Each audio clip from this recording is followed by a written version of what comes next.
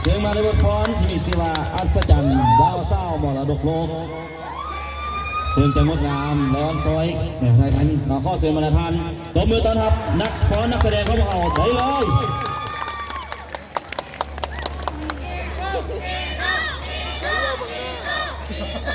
ยันดวงล่างนี่นะคือขึ้นเลย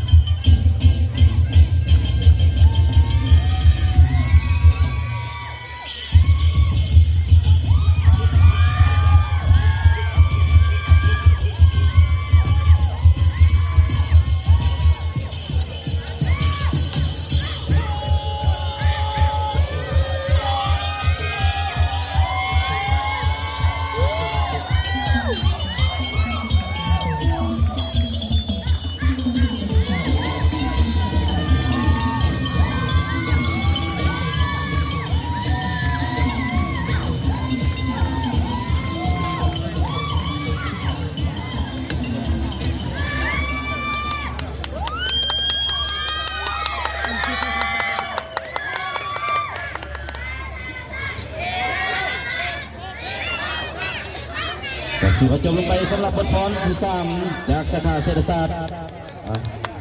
ซึ่งมีความงดงามบนในสาขาอื่น โอ้ลืมคำนั้นน่ะ และมาพบกับบทฟ้อน ก้อนนี้มันลืมเลยนะ อันดับต่อไปจากสาขาธุรกิจระหว่างประเทศซึ่งมี4บทฟ้อนที่ว่าวิธีการดำรงชีวิตของ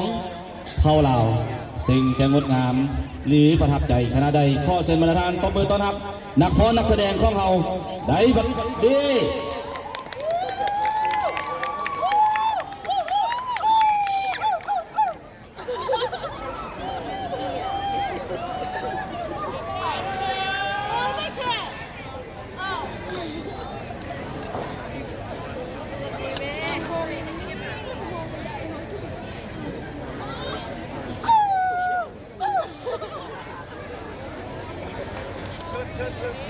ไป